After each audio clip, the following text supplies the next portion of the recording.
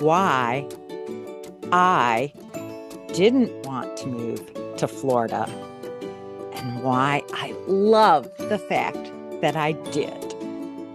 Maybe these are the same things that you're considering.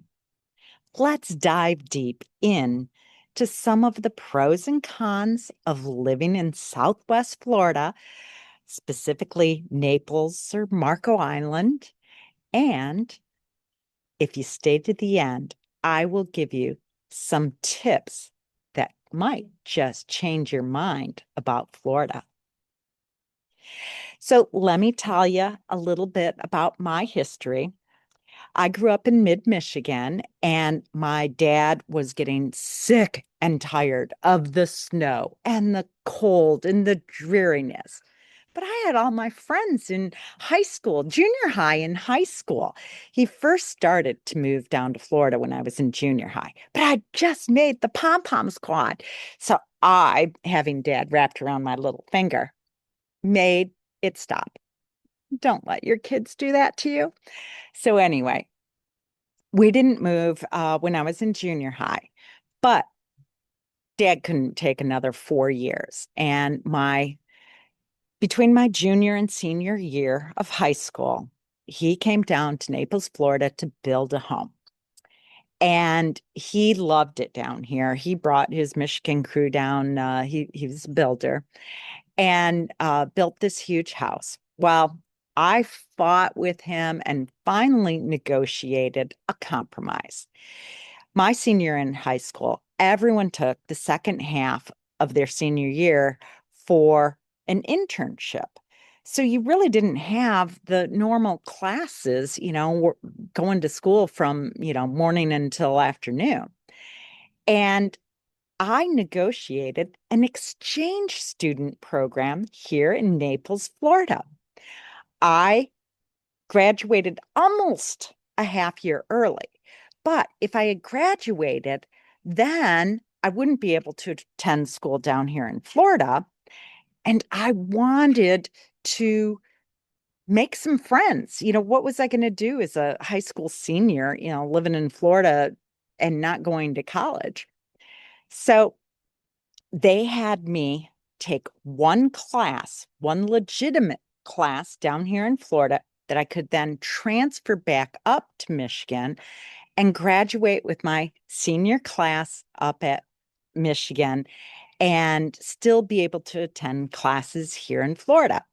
So I took pre-calc as my one real class, and then I took 6 art classes.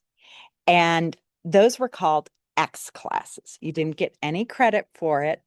And I had a lot of fun, met people, and I was actually a student director for a musical down here, and so it was really a great experience. And then I went back up to Michigan and graduated with my class and went to Michigan State University with most of my classmates.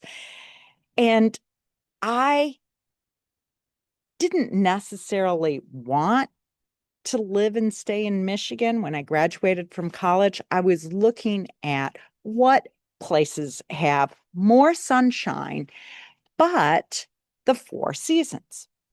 And I did some research at the library. You can do that on your laptop back then. And I really looked at a variety of places. North Carolina, I'd been going there every summer since I was a kid. I knew they had the 4 seasons. I knew they didn't have, the snow like you do in Michigan or Chicago.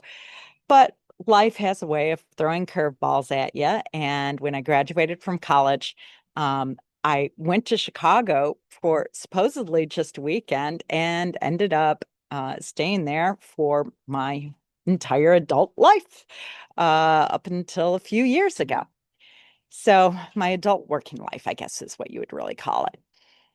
So in Chicago, I met my husband, and he was an airline pilot, or he was a pilot at the time. He was doing corporate at first, then airlines, and then corporate again.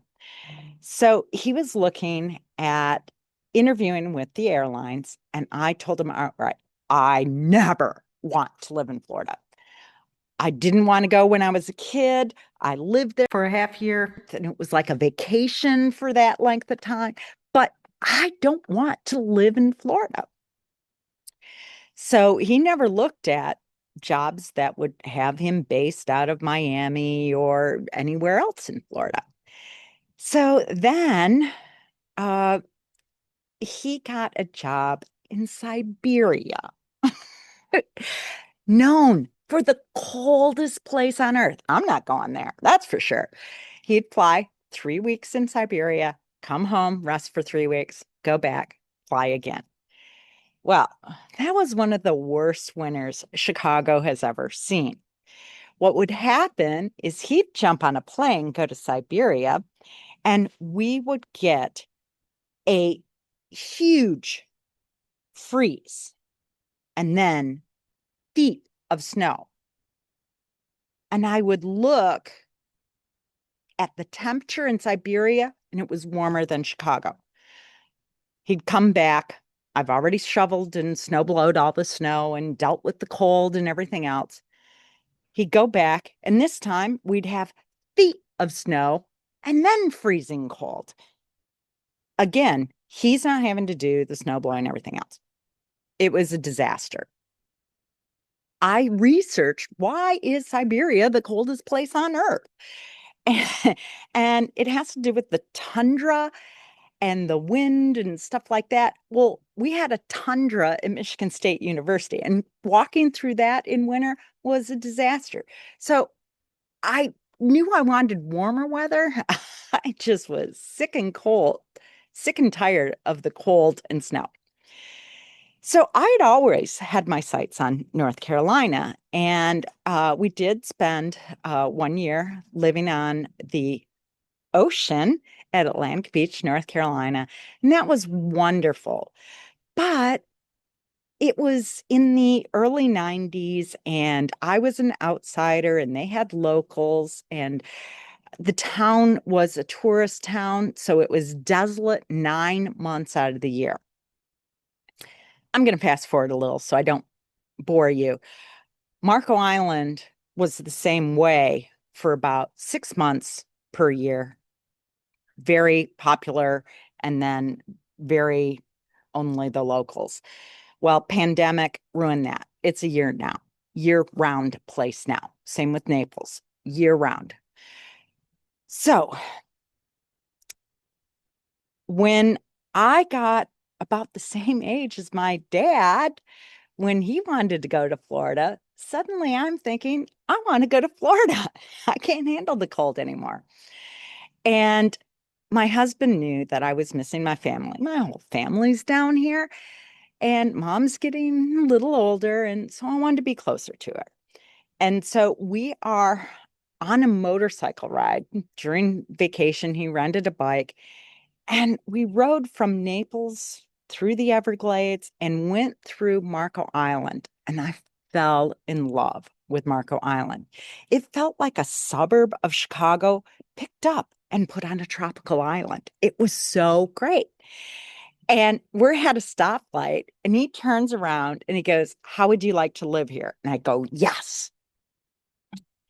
So he's researching the market in Marco Island back in Chicago during the cold and snow, and he keeps an eye on it. And we're thinking, this is going to be 5, 10 years from now when we retire. Well, he started seeing the prices going up. And he said, if we wait, we're not going to be able to afford Marco Island. So we came down and started looking for places as a vacation rental. So I have experience in running vacation rentals, and my background has always been marketing. So we found this great place, and I was renting it out like that. I was using VRBO, VRBO, and a little bit of Airbnb. At the time, Airbnb was not very popular here on Marco Island. It's more for the daily rentals, whereas Marco Island and also Atlantic Beach, North Carolina, they do weekly, monthly rentals. That's kind of the norm. So it's a different business model. Well, all the business models changed during the pandemic, right? So we have the vacation rental. I have it rented out at least 3 to 4 weeks every month, almost year round. And it is making us a bundle of money. But we still have those few days here and there that it's not rented. And so I pop down at least once a month for an entire year. Now, if it was rented, I had to check up on things and I'd stay with mom in Naples. So when I spent an entire year going there and experienced Florida in summer, which was always this boogeyman. Oh, it's hot, it's humid, it's miserable. Oh my gosh, I loved summers here. It was fantastic. It was quiet and serene, and the water was warm and oh, it spoiled me. I'm never going swimming at Mackinac Island ever again, where you have to wait till, the end of August and it's still freezing cold. So I go, hubby, you need to find a job in Florida because I'm leaving Chicago. I'm not living here anymore. I can't handle it. So this was a vacation rental that wasn't a good choice for a permanent home for us if either of us were working and we needed two cars. If we're active, you need two cars, really. If you're not active, a lot of my friends share one car, and that's not a problem. So the older homes in Marco Island, most of them only had one car garages. And so we had to upgrade from our little 3 bedroom, 2 bath, 1 car garage to a 3 bedroom, 2 bath, 2 car garage. It it really was quite an upgrade. It's almost like an entire different location on the island. And I have a video about that as well. Maybe not produced yet, but coming. So we come down, we find our permanent home down here in Florida. We sell the vacation rental. What a mistake. The capital gains tax on that home. I was not prepared for it. I knew it existed, but I didn't really think about it until you had to pay the actual bill. So my advice is 2 years, primary home, and then buy your upgraded home, live there for 2 years, and you can do that. So you don't have to worry about the capital gains. You can slowly upgrade, upgrade, upgrade, and you can also slowly downgrade, downgrade, downgrade. Just make sure you stay in each property for 2 years. So we are living on Marco Island. Absolutely love it. Pandemic hits, traffic starts getting worse. Climate change. The summers start getting hotter. We're not getting the 3 o'clock rainstorm that cools everything down. And so we decided to move to Asheville, North Carolina. Let me rephrase that. My husband decided he wanted to move to Asheville, North Carolina. Every day, I would say how much I loved living in Southwest Florida.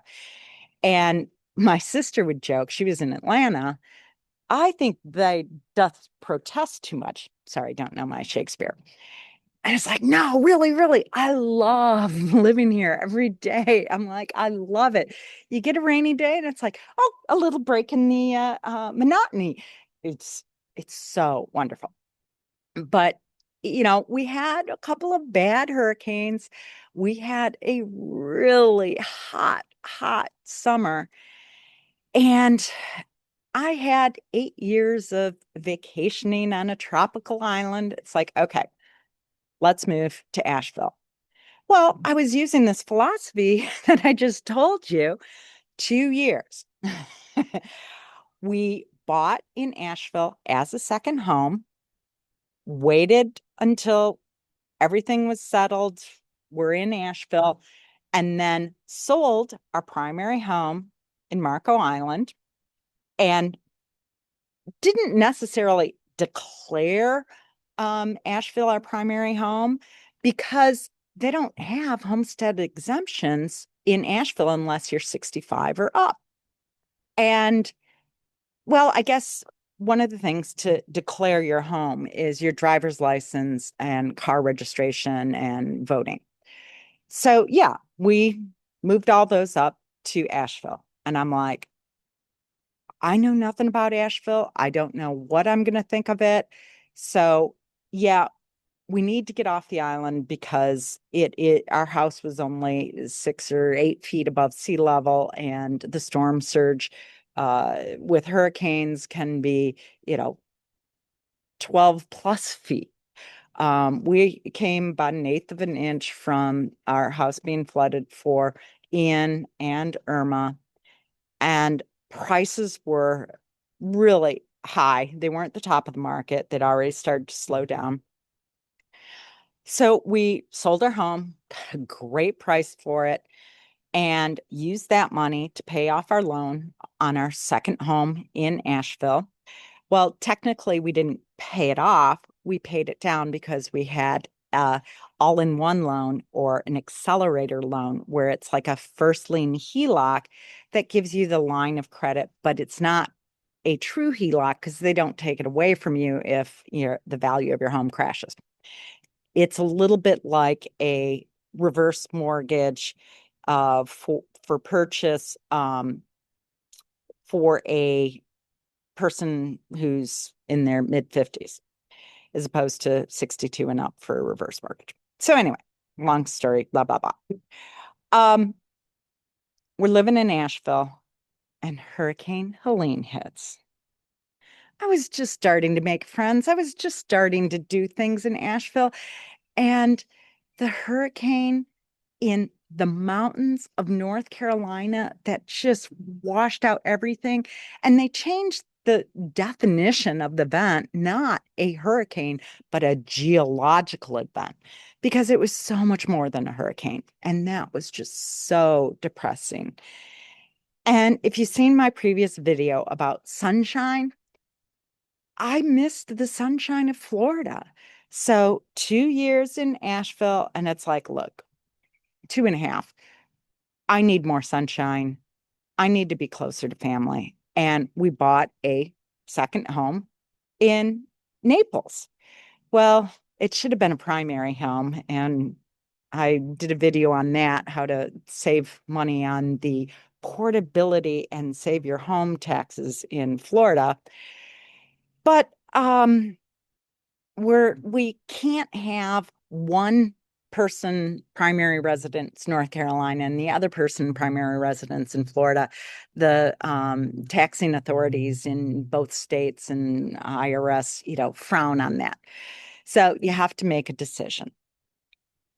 If you're paying New York, Illinois, North Carolina state income taxes, and if you're being taxed on your investments and your Social Security, everything else, make Florida your second home.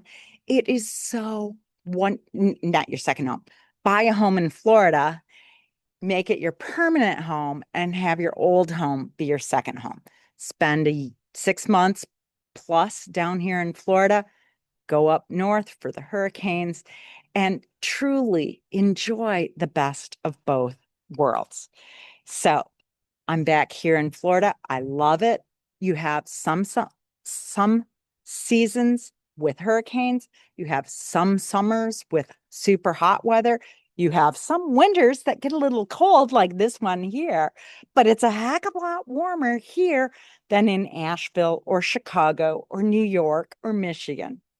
So if you're interested in learning more about living in Florida, the pros and cons, the myths and misconceptions, subscribe to my channel, hit that subscribe button, like, share, and tell your friends. Thank you. Ruth in Florida.